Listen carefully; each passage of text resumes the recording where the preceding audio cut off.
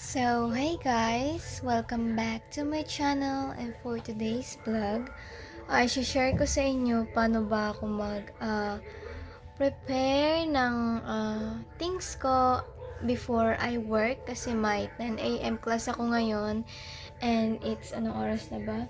And it's 9 going to 10 na, 9:38, ayan. 9:39, ayan. And then ngayon ay napag-isipan ko lang naman mag-vlog kasi wala pa ako na-upload na ngayong linggo, kaya gusto ko, sige mag-vlog nga muna ako kahit saglit lang. And then ayan, ay pakita ko sa inyo guys kung paano ako prepare before I work. So yun guys, let's see. So papakita ko muna sa inyo ano ba yung nasa lamesa ko. So, itong speaker na ito, itong speaker na to, pang ano lang naman to pag nagsusulat ako ng script ko, patungan ko siya ng iPad para manood ako ng Showtime. And then, ito ang mga gamit ko. Ayan.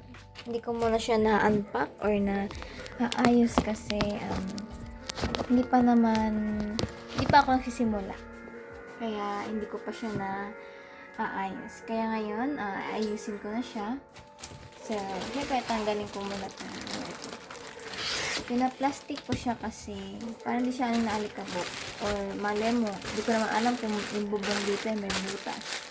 Mamaya umulan tapos, matuluan. Kaya, pina-plastic ko yung keyboard.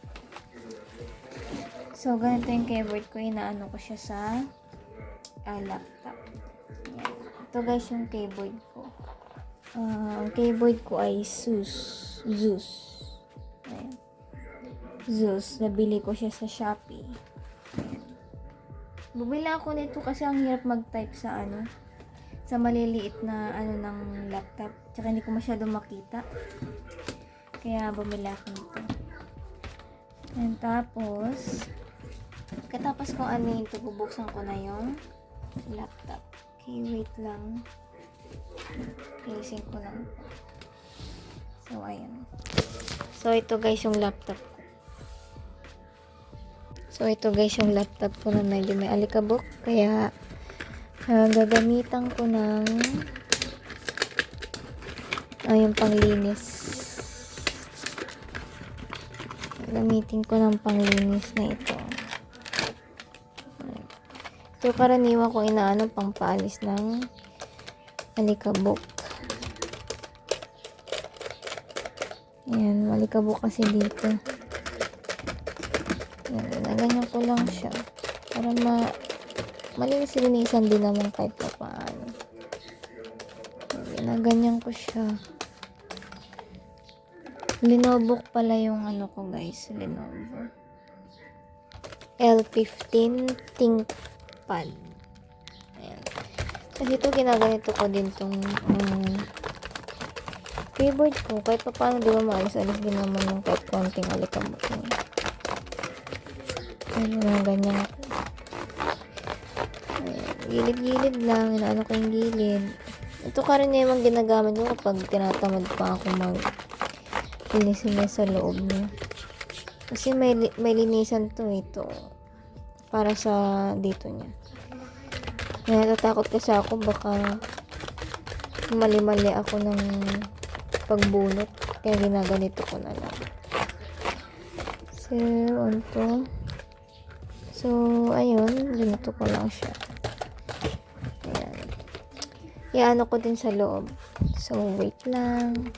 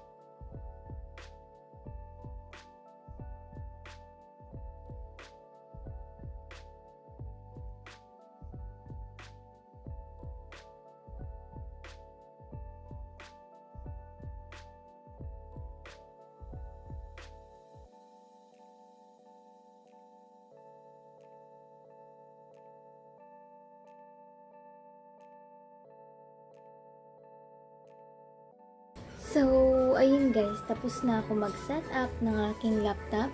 So, ngayon is, i-prepare ko naman yung ito.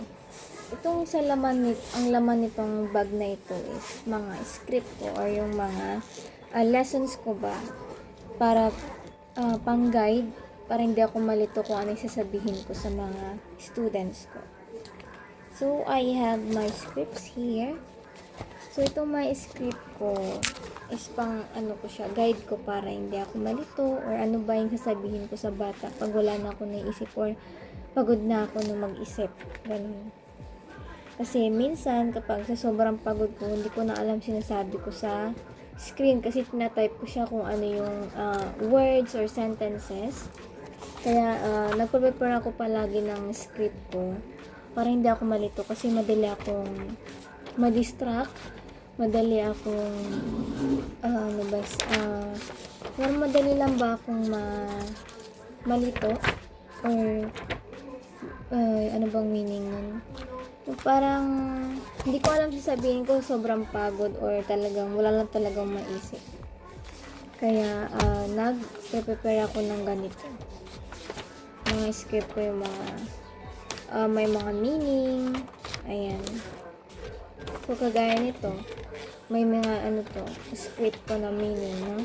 Tapos nilalagay ko siya sa laptop ko sa ibabaw ng mga keyboard. Ipakita ko sa inyo mamaya. Tapos, pwede ko siyang i-copy. No? Para hindi na ako mag-isip ng, ano kayo sasabihin ko sa bata. Kasi minsan nanonood yung parent. Kapag nagkakamali ka kasi, pinipicturean nila or binivideo nila tapos isend nila sa boss. So, tapos ayun na, apektuhan yung performance ko. Kasi naranasan ko na yun, yung nagkamali ako ng typings. Lalo na sa sentences kasi medyo mahina ako sa sentences tsaka sa grammar. Kaya ayun. Kaya napag-isipan ko na okay, isulat ko na lang kaysa ma-report ako. Kaysa naman yung performance ko is pangit. Diba? Di wala din tayong isisweldo kung gano'n. So, kaya itong laman na bag na ito is puro script lesson ko. Ayan. Malaking tulong siya sa. So, ibalik ko muna to sa pinaglagyanan. So, pagkatapos kong prepare na mga to, ayan, may pen, may bond paper na may, kunyari wala pang sulat. Sinusulatan ko na siya. Ito, pagkatapos, inaano ko siya, sinesearch ko siya kung ano ba yung ilalagay ko sa book, ganyan. Syempre, di naman ako matalino. Para isisipin agad-agad. Hindi naman ako AI. Hindi talaga ako matalino sa mga grammar. Kaya sinesearch ko siya sa AI. Para, maka-idea lang ba ganun. So, ayun na nga. Tapos na ako mag-ano. Itong yellow pad na to pang, ano ko lang naman. Para pang sulat ko. Diba? Tapos na ako mag-prepare. Ngayon, itong charger na to, iano ko na siya sa laptop. Kasi, syempre madami na ako connect. May keyboard ako, may webcam ako. May, yung may fan cooler. Ayun, laptop cooler. Kaya maraming nakasaksak sa laptop ko. Kaya yung battery ng laptop ko medyo mabilis ma-drain. Kaya chine-charge ko siya. Ayan. So, ayan na. Chine-charge ko na siya. Ito yung charger ng laptop. Extension, USB extension ng webcam ko. Tatlo yan webcam, cooler pad, tapos keyboard ko ito. Tapos yung nakita nyong white kanina pang cover lang yan para hindi maano ng alikabok. Tapos itong sinasabi ko, ilalagay ko siya dito para hindi makita na may binabasa ako dito. Ayan, nilalagay ko siya dito. Tapos takpan kong ganyan, para pa nagtatype ako, babasahin ko na lang siya. Ayan. Ayan. Dahil nga 9:54 na, pupunta na tayo sa Chrome, Microsoft Edge, tapos Brave. Ito kasi ang tuturuan ko ngayon isa lang. Hindi ako masyado nag-open ng slot dito kasi konti lang student. Ayan. So, ngayon 0 dito sa isang company, nakakalungkot. Pero dito sa isa kong company is 5. Pero panggabi yan. At dahil nabuksan natin mga to, pumunta na tayo sa class in. Itong class in na to is dito ako nagkakandak ng class ko, tsaka dito ko din chinachat yung student, tsaka yung evaluation nila ba. Ayan. Ay, may nakalimutan ng setup. Maning ko mamaya. So, magla-login muna ako dyan. Ayan. Pag-login ko, yan yung student ko today. So, may 5 minutes tayo mag-prepare. Pero mag-enter na ako. Ayan. Ayan kayo. So, mag-enter na ako kasi ayan. Pag na-late ka dito, may bawas yung sweldo mo. Kaya dapat mga 5 minutes or 3 minutes na sa sa loob ka na ng class in. Ayan. Tapos, pagkatapos ko yung background ko, ayan ako. Pupunta na ako sa Drive. Kasi i-ano ko yung lesson ko today. Ayan, ito yung lesson ko today.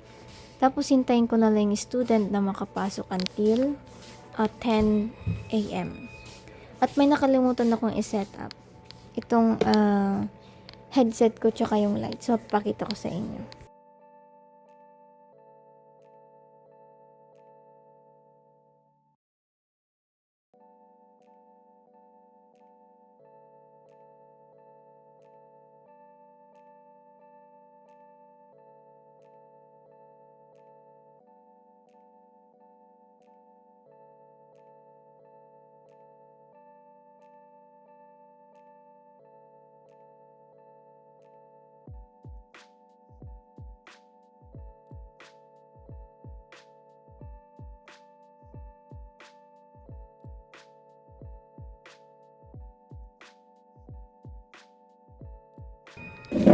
So, ganito na nga ang complete setup ko. Dito yung headset ko. Ito yung ano niya.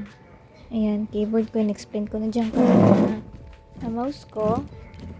Ayan, yan yung mouse ko. Tapos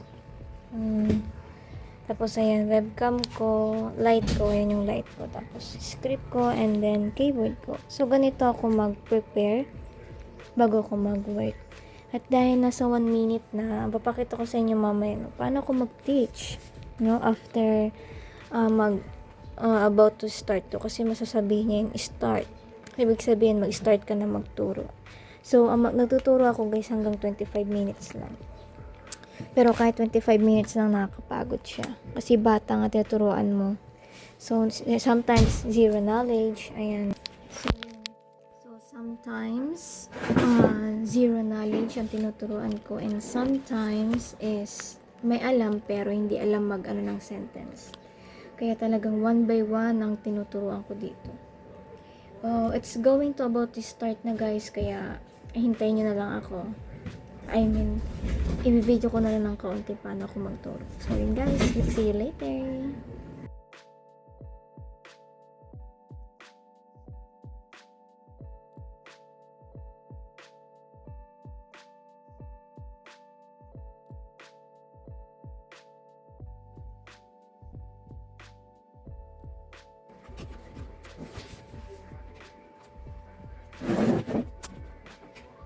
Hello. Okay, wait a second. Let me open my camera. Okay, so hello. So let me fix my webcam. Okay, hello. So how are you today? Ni hao ma. Okay, are you okay? Are you okay today? Okay, okay, say yes, I'm okay. Okay, wow, very good. So let me ask you again a question. So wait a second. Okay, like I always ask you. Okay, let me ask you. Did you eat breakfast? Did you eat breakfast? Okay, did you eat breakfast? Yes or no? Okay, okay, say yes. Okay, you can say yes. I eat breakfast. Okay, try to read this. Yes, I eat breakfast. Okay, wow, very good. So yes, I eat breakfast. Well, very good, you did well. Okay, so I'm glad you are okay and you eat your breakfast. So now let's start our lesson, okay? Let me fix my laptop first. Okay, and now let me present our new lesson for today. Okay, so our new lesson for today, and we're still in Unit 1, our new school, and our lesson is about the first day. Can you try to read this? Okay, very good. The first day. Now let me now go to let's review. Okay, let's review our lesson. Okay, can you try to read this? Be kind at school. Can you try to read this? At school. Okay, very good. Okay, very good. Okay, so that's it, our lesson for today. I just want you to read this the first day, okay? So in the next time, we can go to another page, okay? So thank you for joining today's class, and let's see again soon, okay? Now you can now say goodbye to your teacher. Goodbye, you did well today. Okay, goodbye. So this is my face after 25 minutes. Okay, so guys, meron pang bakat dito. So yun guys, no, lagay ko na lang. So guys, yun na yung tapos na aking 25 minutes. So yung student, siya yung regular student ko every morning. Student ko siya until July. So, isa lang student ko everyday dito sa isang company kasi ayoko magbukas ng many slots kasi hindi naman para sa akin, di siya masyado maraming students. So, kaya hindi ko siya nilalagyan pa ng maraming slot. Kasi feeling ko masasayang lang. So, yun guys, ang aking work. Pinakita ko lang naman kung paano ko muna mag-set up bago ako mag-work. Tapos, pinakita ko din na paano ako magturo sa student kahit konti lang. And paano ako mag-goodbye sa kanila kapag tapos na yung klase ko. So, yun lang guys. So, I hope you learned something. And if you want to be an ESL teacher, comment na lang kayo dyan sa YouTube channel ko sa comment section. Okay guys, so that's it our lesson. So, that's it our vlog for today. So, see you next time. Goodbye!